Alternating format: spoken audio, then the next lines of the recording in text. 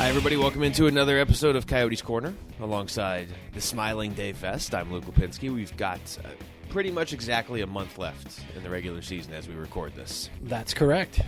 I can confirm that. Thanks. That's going to be your role in this podcast, right? I'll say stuff, you just confirm what I'm saying. I'll confirm or refute. Oh, I like where this is going. Okay, so the trade deadline passed about a little over a week ago. Exactly a week ago. There you go. And the Coyotes were out ahead of the curve a little bit. They made their moves actually before the trade deadline, which I tend to think is kind of the way to do it, or you at least, when you are the team with the assets, I think it's the way to do it because you kind of run a risk there if you wait till the last second of things sliding out of your control. If you're the seller, it's within your control for the most part. So, well said. Well said. Thanks. I like this confirmation theme that we have going on. Keep going. You're on a roll. So they end up trading Michael Stone to the Flames, Martin Hanzal and Ryan White to the Minnesota Wild. And I think they got a pretty good return in both of them. I agree. And I think it's time to turn the page, as we've been told by Coach Dave Tippett. And speaking to some of the players, they have. The players that are gone are gone. The players that are here are here. And there's, as you said, very philosophical. There are 17 games remaining as we speak. Yep. 9 home, 8 away. Very good. First home game of that is Thursday night against Ottawa. So that'll be game 2 of a 4-game homestand for the Coyotes. They're finally getting to play some home games. It felt like they played a lot of road games in a fairly condensed stretch of time. What was it, 6 games, 5 on the road, so 6 different arenas in 9 nights, which is kind of unheard of, really. I mean, you hear coaches upset when they have to play 5 games in 8 nights, but 6 and 9, and they're all in different arenas. That's a test. But at this point in the season, with where the Coyotes are, I kind of want them to have to face tests like that because I think that ideally helps them grow for next year. Yeah, I was going to say, the Coyotes, of course, are not part of the playoff race, but that doesn't mean there aren't things to play for. We can start with just being a spoiler and what's involved with that. That's always fun. But more importantly, this is an extended audition for numerous players on this team, young and not so young.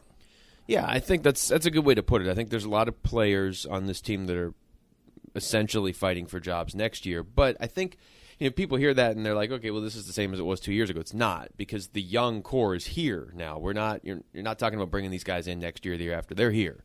And people know who that young core is. But at the same time, I almost feel like in terms of the Coyotes specifically, this next month and this last month or two is especially big for that group because a lot of them are 20 and 21 years old or younger in some cases.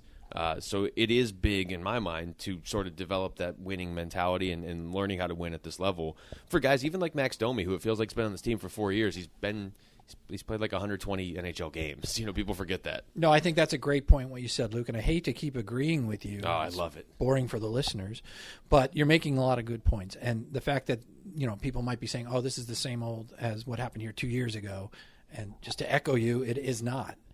This isn't a group of guys picked up on the waiver wire just playing out the season. These are young, top-flight prospects of this organization, the future core of this team. That's the key. They're going to be here.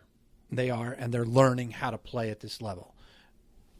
They're winning games. They're losing games. They're learning why they won. They're learning why they lost. Very important. So I look at this schedule, especially this coming next 10 days or so, with the home games, as we mentioned. You've got Ottawa, as we said. That's a playoff team. New Jersey's coming in. They're always a good team here, it seems. Well, they have one of the best goalies in the league. They do. In Corey Schneider. So that's always and that's a goalie that a lot of these guys have never even faced before. So that's just a different test. And then the closer of the homestand is against Colorado. Obviously, they're the team with the fewest points in the league. So I'm eager to see how the Coyotes show up for that game. You know what I mean? That's as strange as that sounds, I think that's a big test for this group. Well, we've seen the Coyotes show up against San Jose 4 times this year, and we've seen them show up against Pittsburgh, and we've seen them show up really against all the top teams, with the exception of they haven't beaten Chicago. But all the other top teams, for the most part, that they've played, they've beaten or they've gone to overtime or whatever. So that's great that the young core of this group has that mentality of rising to the occasion.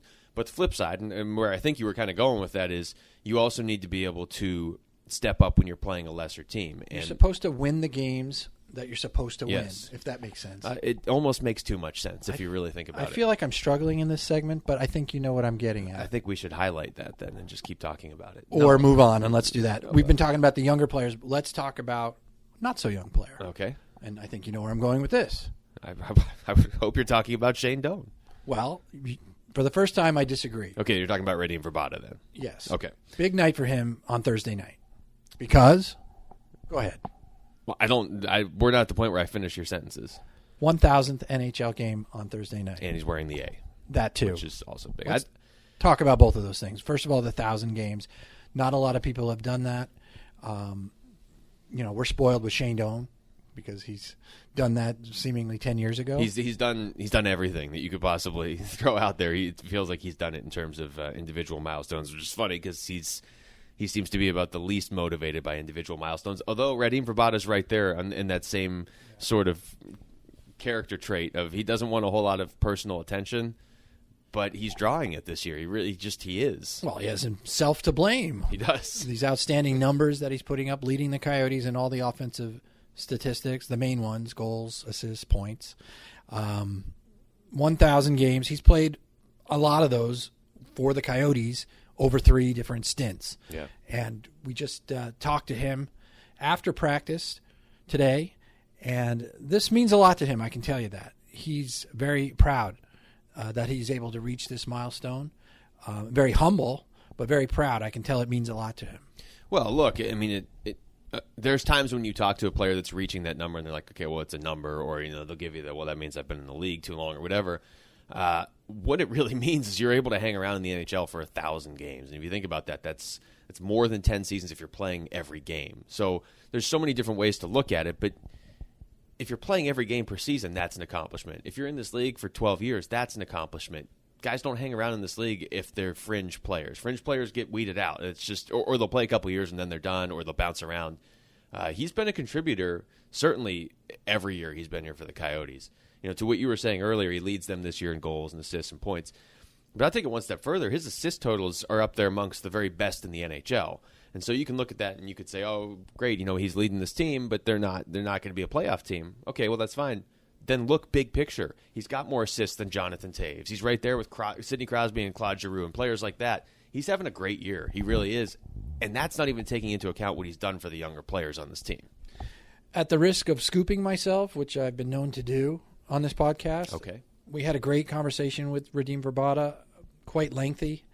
And I asked him if he could point to a time in his career, a most memorable game out of the 1,000 or a string of games or time.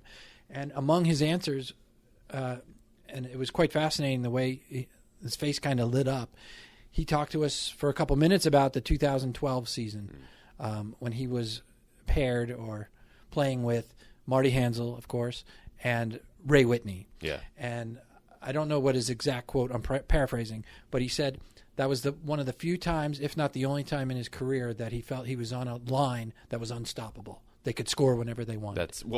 And looking back, that's kind of what it felt like, too. It's interesting, though, to hear a player say that. Yeah. Because that means, you're very much in the zone. And he put up 35 goals that year, I believe, in the regular season. That line was obviously huge in the playoffs. That was a fun year, and it's cool. We talk about the trade deadline. There was all this speculation Radim Vrbata is going to get traded, and he's going to get traded, and he didn't. And I don't know what your feelings are. I haven't talked to you about it, but I was extremely happy that he stayed. I took some heat for it on Twitter. I stand by it. This is not a matter of you just give guys away just for the purpose of trading them to appease people that aren't following the team. He's done a lot for this team, not just this year, but specifically he can still do a lot for this team going forward. And yeah, he's been around this league, but it is interesting and it makes sense that some of his best memories are with the Coyotes because that's where he's played his best hockey. Let's talk, too, about the domino effect of Radim not being traded. This happened the day after head coach Dave Tippett announced or told the group and told all of us that Radim Vrbata would assume the role of alternate captain that was left vacant when Martin Hanzal was traded. And this, too, meant a lot to Radim. I can tell you from talking to him about it. I don't think he's ever been an alternate captain other than at times when he was filling in for an injured player who was coming back. If a guy's gone for a game or two or whatever. But this is for the rest of the season. And I think it's a great choice. He's obviously a leader by example. He spoke about that today as well, that he's not going to change the way he leads this team. He doesn't come into the room and make speeches or anything like that. That's Shane Doan's job. Through it. Yeah, and that's Shane's job. Yeah. But he's going to continue to lead by example. It's interesting, and I talked to him back in December about, what do you see yourself as a leader on this team? Because fair or not, the guys that are in their 30s are kind of thrust into a leadership role on this team because there just aren't a lot of players in it. You have to have guys that have been in the league for 10, 15 years to help these young guys grow. We've seen it around the league when teams don't have that. You don't grow. You just have good young players, but you don't grow. So obviously Shane Doan is huge in that. And I think Mike Smith actually is big in that too, which is different to put a goalie in that situation. But I think he's handled it pretty well this year. But yeah, Vrbata, I remember talking to him back late December, maybe it was early January, and he said, similarly to what you just said, he's not necessarily going to be a vocal leader that's going to come in and command that sort of attention. But if guys come up and talk to him, yeah, he's more than willing to help. And we know that there are players on this team that have come up and talked to him and asked for, advice, or just, even if it's just, hey, you've been in this league for 10, 12, 15 years. What is life in the NHL like when you're on the road for whatever, just to help a lot of these rookies get through it. And it's working a lot. I mean, Christian Dvorak's the example we keep pointing to because it's the most obvious, but he's not the only one. Okay, so moving forward, over these last few weeks of the season, Luke, I'm curious, who are some of the players that you're going to be watching perhaps a little more than you have during the first part of the season? I assume it's going to be some of these younger players that we've been talking about earlier, but specifically, is there someone or maybe two or three guys that you're going to be watching as we go forward? Well, I would say off the top of my head, I mean, I think one is very clear, Anthony Duclair, and we'll get to him in a second. I think Jacob Chikrin's the other one, just because the upside. I want the record to show that it was Dave's phone and not Luke's. I think it's Jacob Chikrin. He's very excited that you picked him. You guys are talking about me on the podcast. Yes. Yay.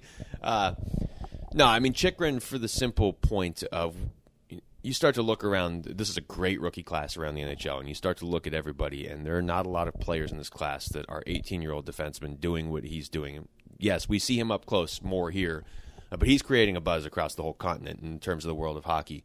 So I just want to see how he finishes the season out, because he could potentially be a top 4 defenseman as soon as next year. He's obviously got top pairing defenseman upside. He doesn't need to do that next year. They've got Oliver Ekman-Larsson playing in front of him, but there's a lot of upside with Chikrin, and I want to see how he closes out this year. For Anthony Duclair, I think it's huge because he plays right wing, which they need. He scored 20 goals last year, which they need. He's still just 21 years old. We've seen that he can do it. He's still very young, but much like Mike Smith coming back from injury last year and finishing the year strong, I'd like to see Anthony Duclair finish the year strong, get some of that confidence back. You know what's interesting? I'm remembering some of Anthony's comments from when he first was recalled, and the one that stands out to me is when he said that he's not too concerned about scoring goals in this stint. He's more focused on doing the little things that help you become a goal scorer. Am I doing it justice? I know you heard the same quote. Well, and also, I mean, Dave Tippett spoke to him, and Tippett said that they had a good conversation when he first got called up. And so to me, obviously we don't know exactly what was said, but my thought is Dave Tippett sat him down and said, look, we know that the goals haven't been there this year. I'm guessing he probably said, don't come up here and feel like you have to score or this is a failure. Make the most of this next month and a half or whatever it was when they called him up, and this is what I want you to work on. I have no doubt Dave Tippett specifically said, I want you to do this and this and this. The goals will come for Anthony Duclair because he is a goal scorer. But if he's out there playing better defensively or playing better away from the puck and just constantly impacting the game, whether he's scoring or not, that's going to make him more effective. He's going to get more minutes in a team coached by Dave Tippett. And if you're out there more, you're going to score more too. Another player I'm going to be watching is a guy we failed to mention earlier when we were talking about the trade deadline, Teemu Pulkkinen. One game, one goal. Came over from Minnesota in a separate deal than the Martin Hansel trade. It was just for future considerations, essentially. But as you said, he jumped in the lineup against Buffalo. Yes. And scored a goal. Really nice goal on it was give and go with Max Domi. Yes. So I'm interested to see what he can bring. After the game, he admitted he was a little rusty. He hadn't played in a game in the NHL since December. Yeah. He was down in the AHL, and as we all know, that's different. It's the same, but it's different. Does that make sense? He's got great numbers in the AHL He throughout his does. entire. I mean, they're basically a point per game and like Right. a goal every other game. He's not going to do that in the NHL. But He was an AHL All-Star. yeah, exactly. But coming here, he said to us, I'm not quite where I need to be. That was last week. I think, the next time he gets in there, the Coyotes haven't played a game since Sunday, so he's had time to, adjust to being on a new team, and they had a long practice today. I wouldn't be surprised to see him back in there either Thursday or Saturday, and just to see what he can do for this team, because he's a scorer. Yeah, it's it's interesting with a player like that. People will look and they'll say, okay, well that's a minor move. That's fine. You didn't give anything up for him, so that's basically, even if you want to look at it as a lottery ticket, it's a lottery ticket you didn't pay for. So he's, like I said, he scored in his first game. Now he hasn't played since then, so obviously that speaks to your point of him saying he's still rusty, and I'm sure Dave Tippett saw other elements of his game that were missing in that one. They both said it, Dave and Timu. So, but like you said, I mean, his primary objective is to score. If he can be a guy that's going to get you 15, 16 goals a year, we don't know. I mean, he's been, like you said, an AHL All-Star. He hasn't found his groove at the NHL level yet, but he's still young, and you gave up nothing for him. So why not? Why not see what you have there? Absolutely. Keep an eye on him. I think that he's going to be someone that surprises. I do. Came via the Wild, but he started with the Red Wings. Mm-hmm. He was a draft pick of theirs, and he just didn't fit in their future plans. He's one of those guys that you see on almost every team. They make a plan, and there are some guys that are in and some guys that are out. So we'll see how he fits in here. Should be interesting. I'll be watching him. Two other guys, too, I would throw out there. Christian Dvorak, we've talked a lot about, but just simply the fact that the scoring is there now, too, on top of everything else he's doing. I just want to see if he can keep that up to the end of the season. It's going to sound crazy to say, but Max Domi, again, this is only his second year, and he missed 2 months in the middle of this season. And when he's out there, this team just looks so much better. They really do. And like that Polkinen goal, I remember Max Domi off the ice talking to, I believe it was Bob Heathouse and Nick Boynton on the radio broadcast, said flat out, I don't think Teemu was ready for that pass to come back to him, but he needs to get ready for it, basically. He's such a good playmaker. You talk to Domi, and he will tell you that he's a playmaker before a shooter, and that's fine.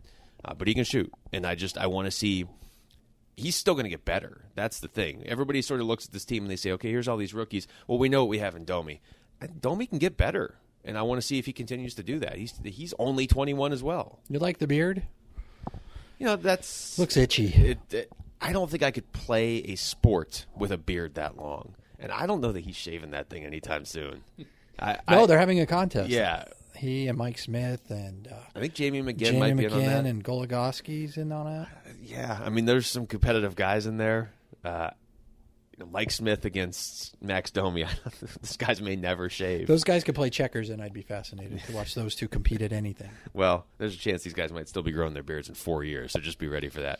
Okay, so what's left to talk about? How about some upcoming home games and some events that are surrounding those games? So spring training's going. It right is. now. Have you been? I've been to one game. I'm going this Sunday and next Sunday at least. Wow. And I'm going tomorrow, actually, too. So, yeah, that'll be... Working or for fun? Working most of these. Okay. I haven't been yet. Okay. I'm definitely going to take in one or two. I know I'm running out of time here. But you have to go, right? I mean, even if you don't like sports, you get to sit outside in really nice weather. It's just relaxing. Right. It is. But they're going to have a Diamondbacks themed night here at Gila River Arena on March 16th, and it's kind of cool because the Diamondbacks and the Coyotes, I feel like have become closer over the last 4 or 5 years, and a lot of that is the interaction between a guy like Shane Doan and Paul Goldschmidt, right. But, I have the Coyotes, you've been there, when they're out taking batting practice at Chase Field. First pitches by the draft picks. They always there you go. Are gracious hosts. And, as you said, this relationship is unfolding, and we're seeing more and more events. This one is going to be a lot of fun. As we said, it's March the 16th. The Red Wings are the opponents, so right there. It's going to be a fun night. First, 7,500 fans at Gila River Arena are going to receive a Kachina Tribal Coyotes hat, courtesy of Gila River Casinos. I've seen it. It's cool. It is really cool. I got to say, I saw the picture, and I was like, okay, that's cool. It's a hat. I saw it in person today. Looks a lot better in person. It really does. A.J. Pollock, he's going to be here. He's going to drop the first puck. Luis Gonzalez will be here. He's going to serve as the top dog. Nice. I know you've wanted to do that for years. Now, if only I was a Hall of Fame baseball player that had won a World Series for a team. And your boy Baxter will be here with Howler, so they'll be. Baxter was here the other night too for the mascot party, which that'll freak you out if you don't know what's going on. Lots of hijinks with the mascots that night, so we invite fans to come out to that game. What else do we have? March 31st. That's a big one. Pat Tillman Military Appreciation Night, just announced this week. That's going to be a very, very interesting evening. I think it's a terrific idea. As I said, it's the 31st. It's a Friday night. The Washington Capitals are the opponent. Not probably, would you say? The best team in the NHL? Yeah. They're the opponent. Pat Tillman's legacy will be honored throughout the game, as will Tillman scholars and local military personnel. So it's a salute to the military.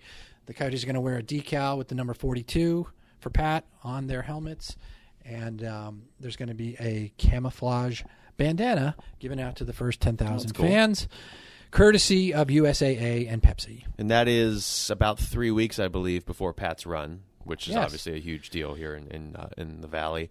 And look, Alex Ovechkin coming to town. I say this every year.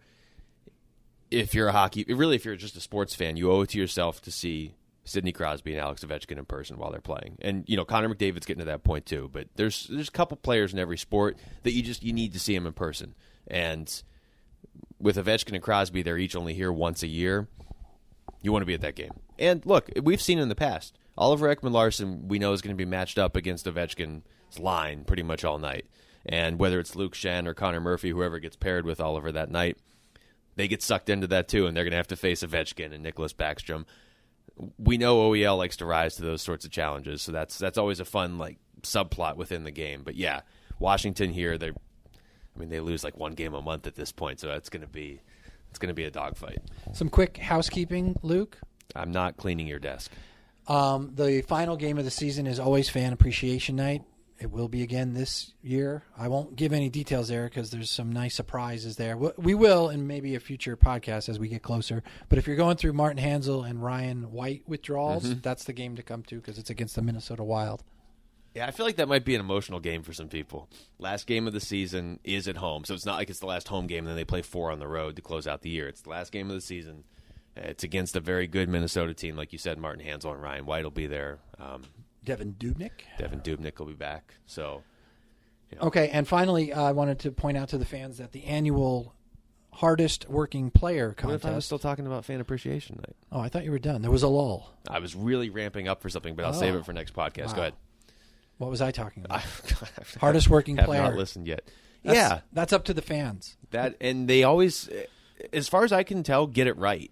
It's not just like a popularity contest. And I've said this in the past, but the hardest working player on this team, the Coyotes have a different kind of fan base. The Coyotes fans, to me, are a hard-working fan base. They've been through a lot the last few years, and they persevere through it. This is a team coached by Dave Tippett, where the hardest working player, to me, it kind of means a little bit more because that's the sort of foundation this organization's built on. So that's always cool to see who the fans vote for. Yeah, and you somehow always know the winner ahead of time. There's 6 nominees, and if you'd like to participate and vote for the hardest working player this year, I invite you to do so at ArizonaCoyotes.com. I won't tell you the nominees. I'll let I don't want to spoil things. What if I wanted to vote verbally? I'll tell you off the air. Okay, that's fine. But go to ArizonaCoyotes.com and please vote for the hardest working player. So you can vote right now. They're up. Yes. Okay.